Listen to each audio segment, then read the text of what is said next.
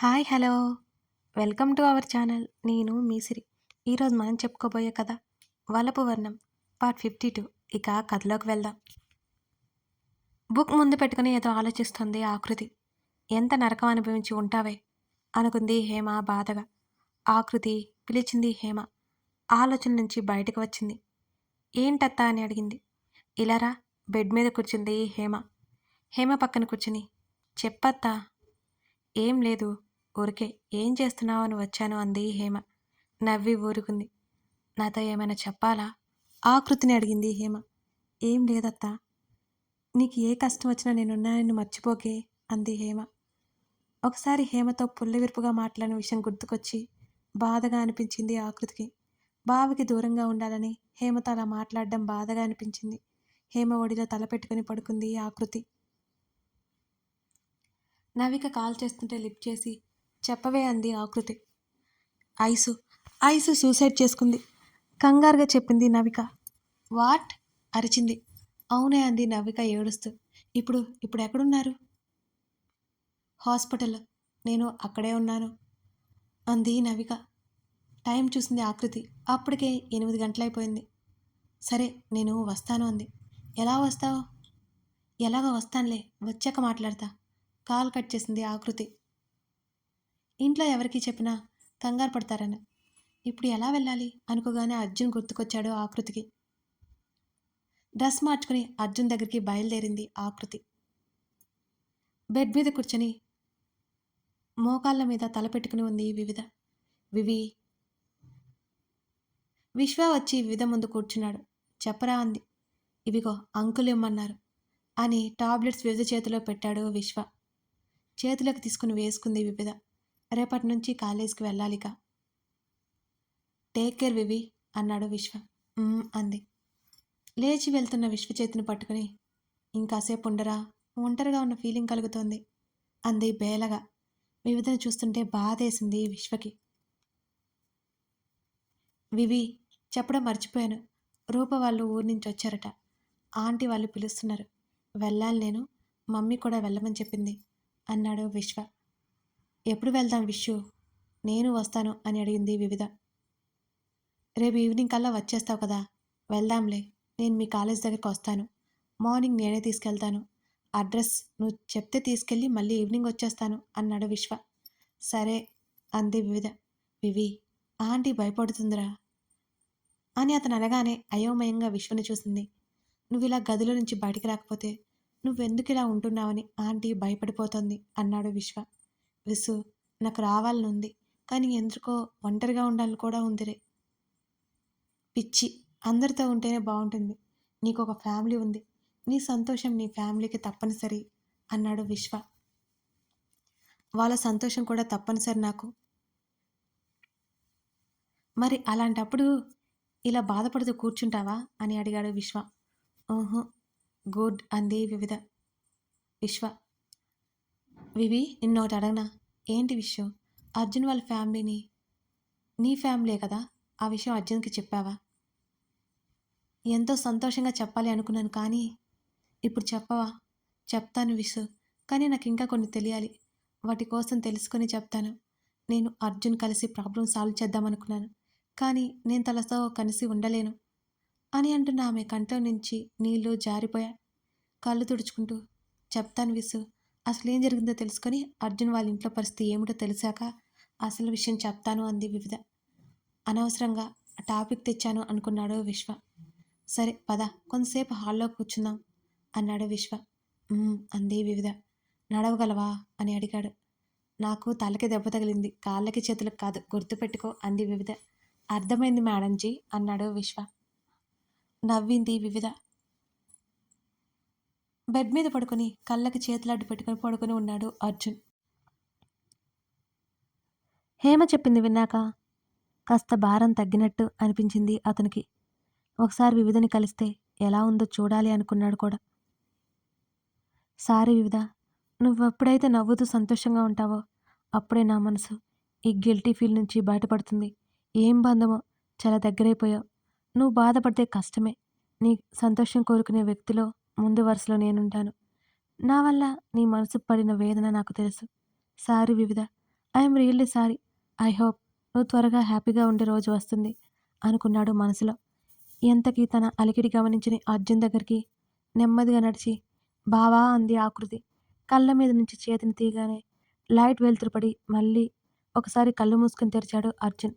ఎదురుగా ఆకృతి ఉండడం చూసి ఈ టైంలో వచ్చిందేంటి అనుకుని ఆమె కళ్ళల్లో కనిపిస్తున్న కంగారుకి ఏమైందే అని అడిగాడు బెడ్ దిగుతూ. బావా హాస్పిటల్కి వెళ్ళాలి, ఇంట్లో మేనేజ్ చేయవా అంది ఆకృతి. ఏమైందే, ఒంట్లో బాలేదా ఆమెను సమీపించి ఆమె నుదుటి మీద చేతిని ఉంచి అడిగాడు అర్జున్. నాకేం కాలేదు, ప్లీజ్ త్వరగా వెళ్దాం అంది ఆకృతి. సరే పద. బయటికి నడిచి హేమకి ఐస్ క్రీమ్ కోసం అని చెప్పి ఇద్దరు బయలుదేరారు. చెప్పవే ఏమైంది, ఎందుకు ఏడుస్తున్నావు అని అడిగాడు. ఐసు ఐసు సూసైడ్ చేసుకుందట బావా. వాట్? అతను బైక్ సడన్ బ్రేక్ వేశాడు. అవును, హాస్పిటల్ వచ్చింది పదా. బైక్ పార్క్ చేసి ఐశ్వర్య ఉన్న రూమ్ కనుక్కొని ఇద్దరు వెళ్ళారు. ఐశ్వర్య అమ్మ నాన్న ఉన్నారు. ఐశ్వర్య ఏడుస్తూ ఉంది. ఐశ్వర్య అమ్మగారు ఏడుస్తూ ఐశ్వర్యని కోప్పడుతున్నారు. నవిక మౌనంగా ఐశ్వర్య పక్కన నిలబడి ఉంది. ఐసు బెడ్ మీద ఉన్న ఐశ్వర్యని హత్తుకుంది ఆకృతి. ఐసు ఏంటే ఈ పని? అలా అడుగమ్మా, ఎందుకు చేసిందో చెప్పట్లేదు. ఇంకో నెల రోజుల్లో నిశ్చితార్థం పెట్టుకుని ఇలాంటి పనులు చేస్తే వాళ్ళేమనుకుంటారు? ఆవిడ ఏడుస్తూ అంది. మౌనంగా ఉంది ఐశ్వర్య. ఐశ్వర్య నాన్న బాధపడుతూ ఆయన కూడా మౌనంగా ఉండిపోయారు. డాక్టర్ గారితో మాట్లాడి వస్తాను. ఐశ్వర్య వాళ్ళ నాన్న అక్కడి నుంచి వెళ్ళిపోయాడు. ఐసు ఏమైంది చెప్పు ప్లీజ్. ఐశ్వర్య ముఖాన్ని చేతుల్లోకి తీసుకుని అడిగింది ఆకృతి. అర్జున్ని వాళ్ళ అమ్మని చూసింది ఐశ్వర్య. ఆంటీ, మన డాక్టర్ ఏం చెబుతారో చూద్దాం పదండి. ఆకృతికి సైగ చేసి ఆమెని తీసుకెళ్ళిపోయాడు అర్జున్. ఆకృతి అంటూ ఆకృతిని పట్టుకుని ఐశ్వర్య ఏడ్చేసింది. ఐసు ఏడోకు, నాకు చెప్పు ప్లీజ్. కాసేపటి తర్వాత కళ్ళు తుడుచుకొని అశ్విన్ అశ్విన్ అని వెక్కి వెక్కి ఏడ్చింది. ఐసు అశ్విన్ ఏంటి, ఏమైంది? నువ్వు సూసైడ్ చేసుకోవడానికి కారణం అశ్వినా అని అడిగింది. ఏడుస్తూ తలూపింది. నవిక ఆకృతి ఐశ్వర్య ఆశ్చర్యపోయారు. అశ్విన్ కారణం ఏంటి? నువ్వంటే ఇష్టం కదా అంది నవిక. అదంతా అబద్ధం నవి, అశ్విన్ అని చెప్పలేక ఏడ్చేసింది. ఐసు ప్లీజ్ జరిగిందేంటి చెబితే కదా తెలిసేది. నువ్వు సూసైడ్ చేసుకున్నంత నిర్ణయం తీసుకున్నావు అంటే అంతగా ఏం జరిగింది అంది ఆకృతి. నాకు పెళ్లి సంబంధం కుదిరింది. హాలిడేస్లో పెళ్లి చూపులు జరిగాయి. 2 రోజుల క్రితం అశ్విన్ మళ్ళీ నా నిర్ణయం ఏంటో చెప్పమన్నాడు. నాకు పెళ్లి కుదిరింది అని చెప్పాను. ఆ రోజు రాత్రి నుండి అశ్విన్వి నావి ఫొటోస్, క్లోజ్గా ఉన్న ఫొటోస్ నాకు పంపి నేను పెళ్లి చేసుకోబోయి అతనికి పంపుతానని బెదిరిస్తున్నాడు. అతను మా బంధువులు అతనే. నా గురించి అలా చెబితే అందరి ముందు అమ్మా నాన్న పరువు పోతుంది. కాల్స్ చేసి చాలా దారుణంగా మాట్లాడుతున్నాడు. నేను నమ్మలేకపోయాను ఆకృతి. ఈ 2 రోజుల నుంచి టార్చర్ పెడుతున్నారు. ఆకృతి నడుము చుట్టూ చేతులు వేసి తలా నుంచి ఏడుస్తూ చెప్పింది ఐశ్వర్య. అశ్విన్ అలా చేయడం ఏంటి అంది నవిక అదే ఆశ్చర్యంతో. నేను అదే అనుకున్నాను, కానీ అదే నిజం. ఐశ్వర్య అలా ఏడుస్తుంటే కష్టంగా ఉంది ఇద్దరికి. ఐసు నువ్వు కంగారు పడుకు, ఏదో ఒకటి చేద్దాం ఆమెను సముదాయించే ప్రయత్నం చేసింది ఆకృతి. కాసేపటికి ఐశ్వర్యని నవికని చూసుకొని చెప్పి బయట వెయిట్ చేస్తున్న అర్జున్ దగ్గరికి వెళ్ళింది ఆకృతి. ఏమైంది, విషయం ఏంటి తెలిసిందా అడిగాడు అర్జున్. ఐశ్వర్య చెప్పింది మొత్తం అర్జున్కి చేరవేసింది ఆకృతి. ఎక్కడో ఏదో తప్పు జరిగింది. అశ్విన్ అసలు అలా ఎలా చేయగలడు గట్టిగా అన్నాడు అర్జున్. నాకు తెలుసు బావా, కానీ ఐసు అదే చెబుతుంది. జరగకపోతే తను అలా ఎందుకు చెబుతుంది అని అడిగింది ఆకృతి. ఐశ్వర్యకి ఎదురైన అనుభవం ఎంత భయంకరంగా ఉంటే ఆ నిర్ణయం తీసుకుంటుందో అర్థం చేసుకోగలను. కానీ అశ్విన్ అంటే ఖచ్చితంగా నమ్మను. ఇప్పటి నుండి కాదు, చిన్నప్పటి నుంచి తెలుసువాడు నాకు. ఏదో జరిగింది, నేను అశ్విన్తో మాట్లాడాలి అని అశ్విన్కి ఫోన్ కలిపాడు అర్జున్. స్పీకర్ ఆన్ చేసి పక్కకు వచ్చాడు. అర్జున్ని అనుసరించింది ఆకృతి. హలో అశ్విన్ పిలిచాడు అర్జున్. చెప్పర్జున్ అన్నాడు అశ్విన్. ఎక్కర్రా అని అడిగాడు. వినోద్ ఇంట్లో ఉన్నాను అని అశ్విన్ అన్నాడు. ఎందుకని అక్కడ అడిగాడు అర్జున్. 3 రోజుల నుంచి మమ్మీ డాడీ లేరు, నేనే ఊరికి వెళ్ళాల్సి వచ్చింది. వాళ్ళు ఇంట్లో ఒక్కడికి బోర్ కదా, అందుకే వినోద్ దగ్గర ఉన్నాను, వాడితోనే ఉన్నాను. అయినా సార్ గారికి ఇప్పుడు ఎందుకు గుర్తుకొచ్చినట్టు అని అడిగాడు అశ్విన్. ఊరికే చేశాను, చెప్పలేదు కదరా నాకు. అయ్యా మహానుభావా! ఎక్కడ చెప్పనిచ్చావు? మూడీగా ఉన్నావు. సరిగ్గా కాలేజీ ముఖం కూడా చూడట్లేదు నువ్వు. ఇంకేం చెప్పమంటావు? వెటకారంగా అడిగాడు అశ్విన్. ఓకేరా, తర్వాత చేస్తా.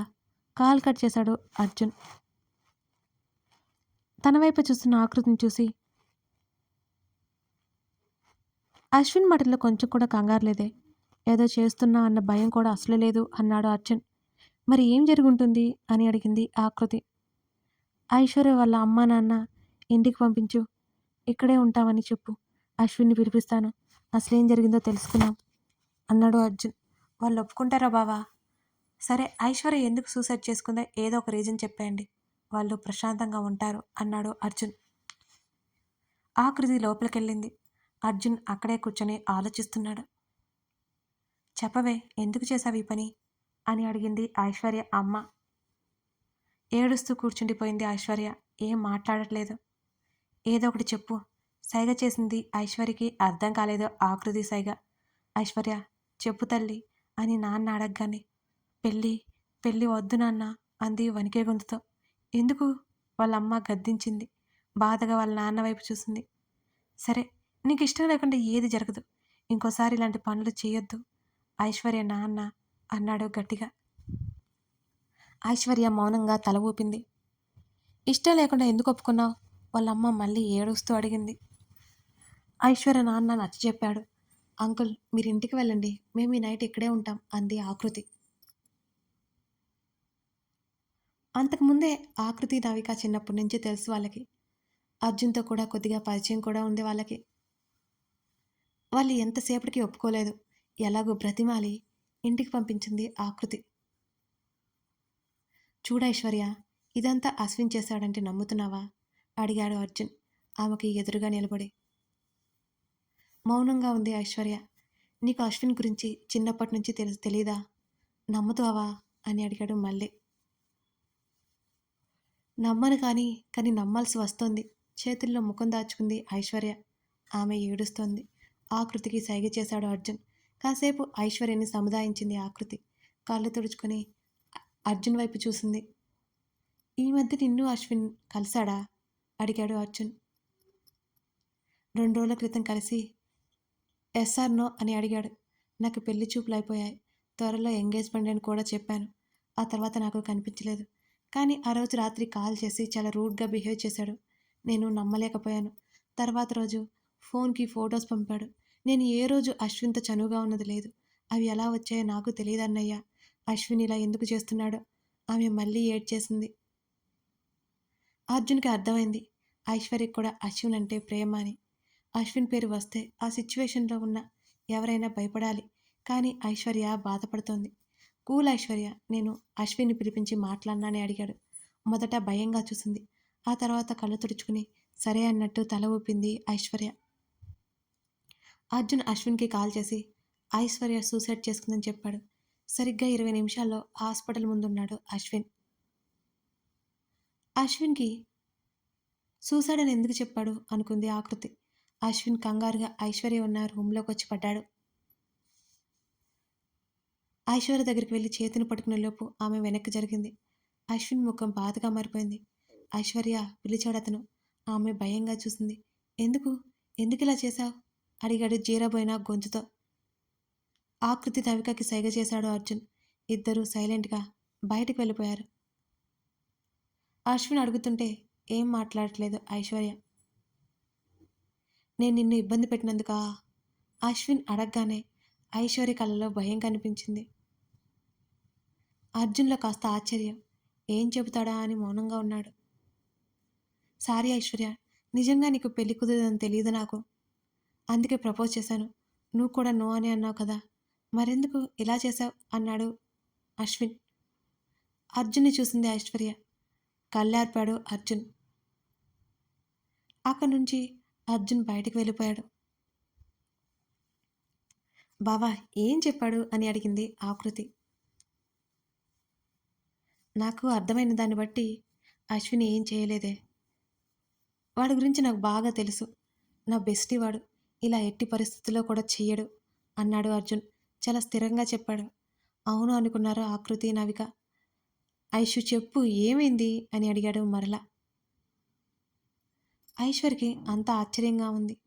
ఫోన్ కాల్స్లో అశ్విని ఎంత రూడ్గా బిహేవ్ చేశాడు, ఇప్పుడేంటి ఇలా అనుకుంది మనసులో. ఐసు కట్టిన ఆమె చేతిని చేతులకు తీసుకున్నాడు. ఉలిక్కిపడి అతని నుంచి చేతిని వెనక్కి తీసుకుంది ఐశ్వర్య. సారీ ఐశ్వర్య. అక్కడి నుంచి లేచి బయటికి నడిచాడు అశ్విన్.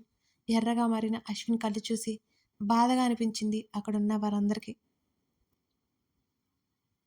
ఐశ్వర్య ఎందుకు ఇలా చేసింది మీకేమైనా తెలుసా అని అడిగాడు ముగ్గురిని చూస్తూ. నీ వల్లే కదా అంది నవిక. నా వలన ఆశ్చర్యంగా.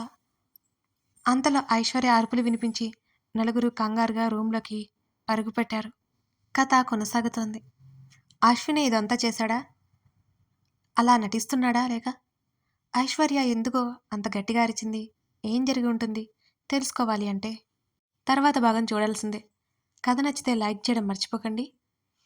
మీ స్నేహితులకి మీ ఫ్యామిలీకి వీడియో షేర్ చేయండి. అవి నాకెంతో ప్రోత్సాహం. Thank you for watching this video.